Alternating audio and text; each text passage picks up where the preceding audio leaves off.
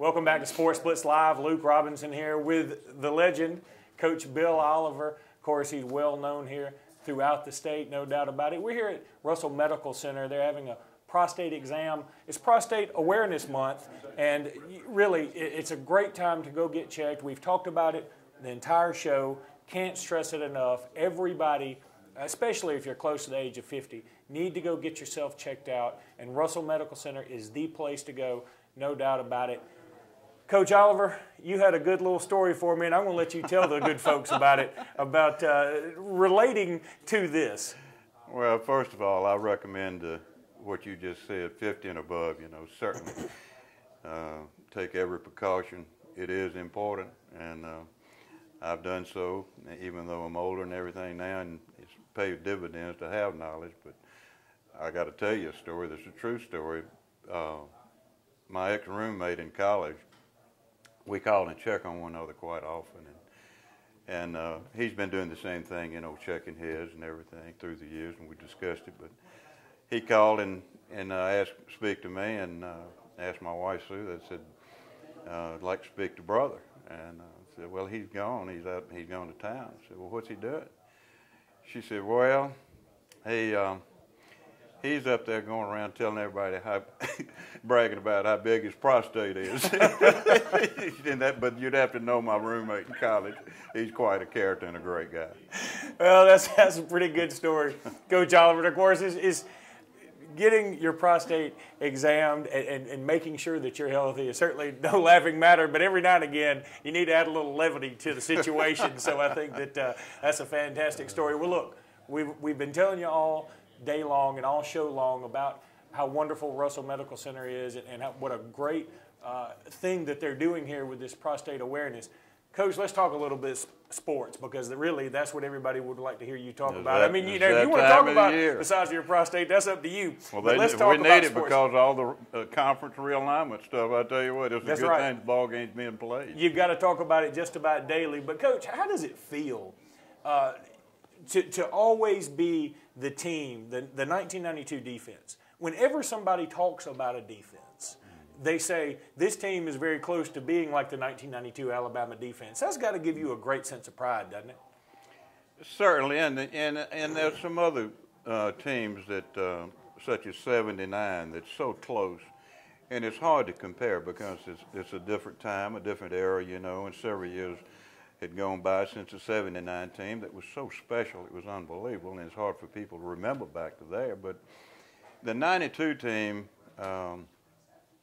something I've got to make a talk Monday night at a quarterback club, and I've been thinking about some things, maybe people talking about comparing this year's Alabama 211 team compared to the '92 team, and you can't do that until the end of the year, and I don't think you can do it at the end of the year because it's a different time. But as I go back and try to remember what was so special about the '92 team, not just the statistical results and going undefeated 14-0, but it's what we did it with.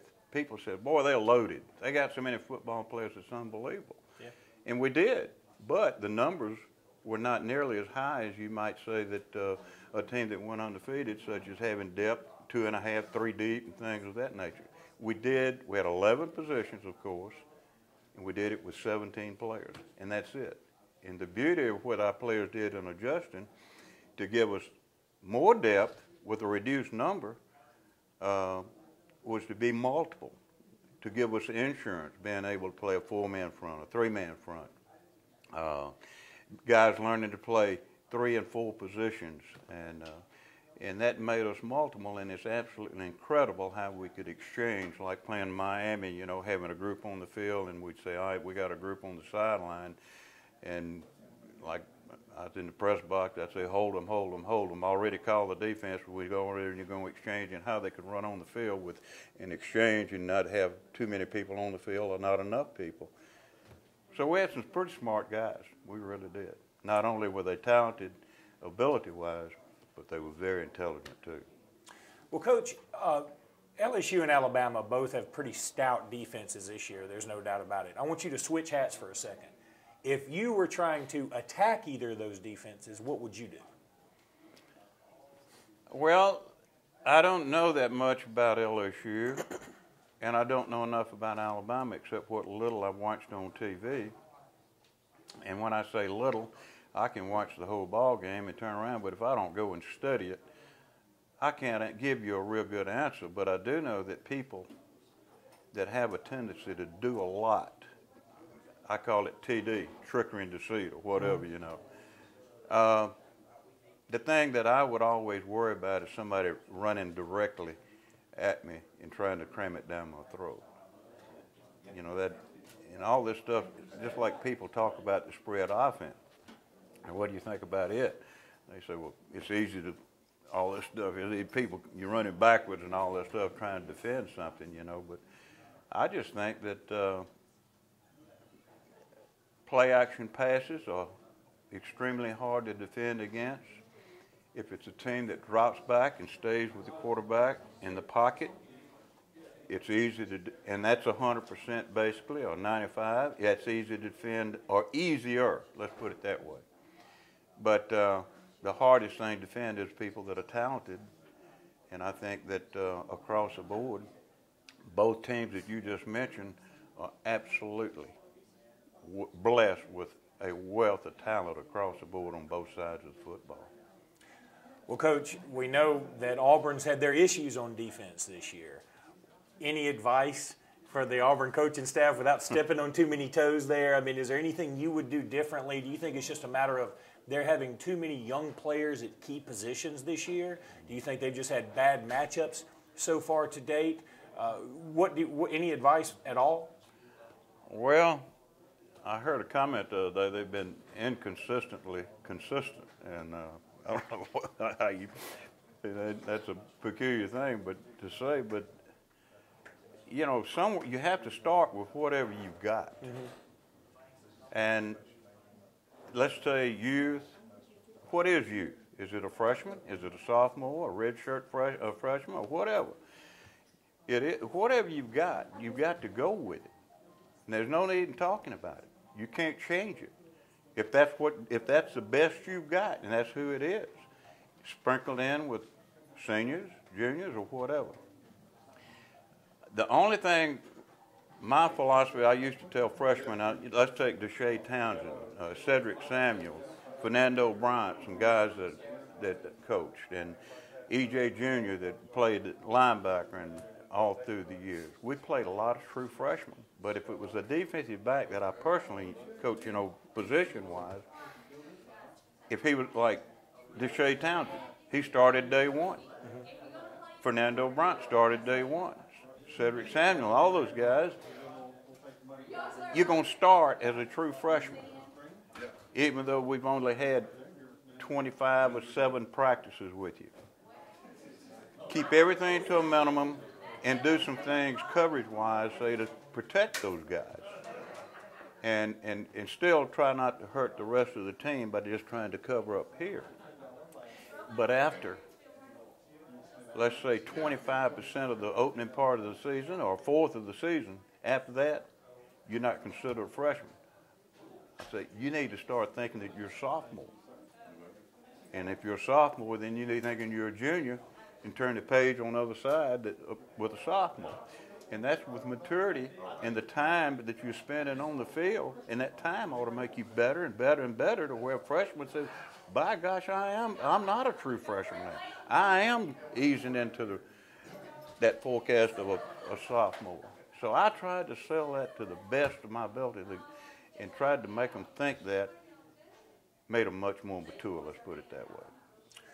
Well, Coach, you've been out of the game for a little while now, but is there any loss, and I emphasize loss here, that still keeps you up every now and again? You go, gosh, if I had just done this, or if I could have gotten the guys to do that, that you still think about from time to time?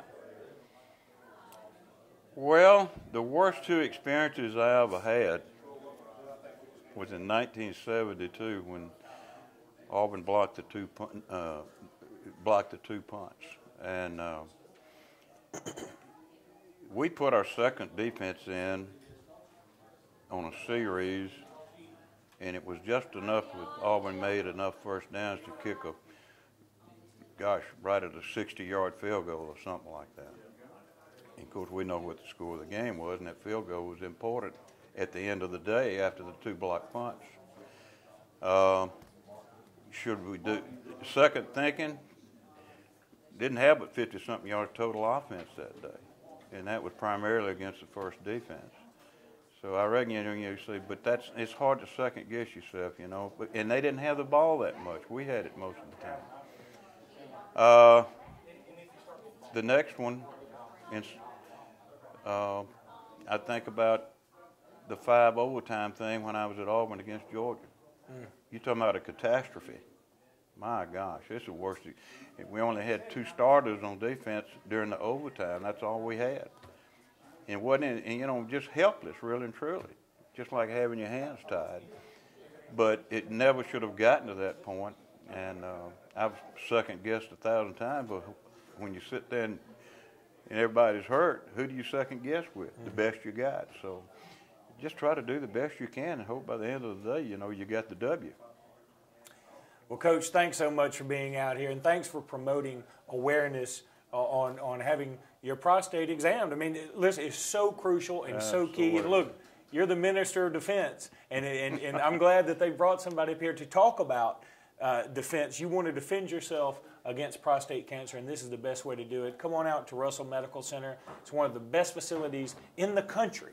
It's actually been awarded several different awards, and we just are so blessed in this community to have a facility that's so fantastic and so stresses the importance of having days like this and really stresses the importance of moments like this. And Coach, I thank you so much for being with us with Sports Blitz Live, and we want to have you on again soon to talk a little bit more football. I look forward to it, and I certainly commend you for what you all are doing, and it's a great thing. And please, you people out there, take care of yourself, check yourself, have it done, because they're right. They know what they're doing.